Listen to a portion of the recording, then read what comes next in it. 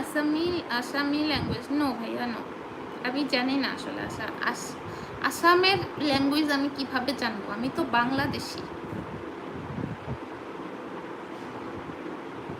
আচ্ছা, আরাফাত ভাইয়া লিখেছে, ম্যাম আপনি যেহেতু রান্নার ভিডিও করেন তাই জিজ্ঞেস করছি, বাসায় বেসনের আলুর চপ বেগুনি করলে দোকানের মতো মচমচে হয় না? দোকানে বেসনগুলো দেখলে কেকের মতো ফুলে থাকে আর মচমচে হয়। হ্যাঁ ভাইয়া, কারণ হচ্ছে দোকানের মধ্যে ওরা অনেক হাবিজাবি মেশায়, বেকিং সোডা টোডা অনেক কিছু মেশায়, যেটা আমাদের শরীরের জন্য খুবই খারাপ।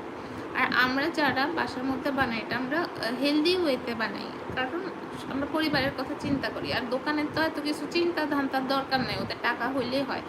যার কারণে ওরা উল্টাপাল্টা অনেক কিছু মিক্স করে আপনাকে ভেজে দেয়, আপনার খালি মুখের মধ্যে মজা যেন লাগে, তাহলে ওদের সেল বেশি হবে। এ কারণেই হচ্ছে দোকানেরগুলো এত সুন্দর মচমচে হয়, আর বাসারটা অনেক সময় মচমচে হয়, অনেক সময় হচ্ছে মচমচে হয় না। তবে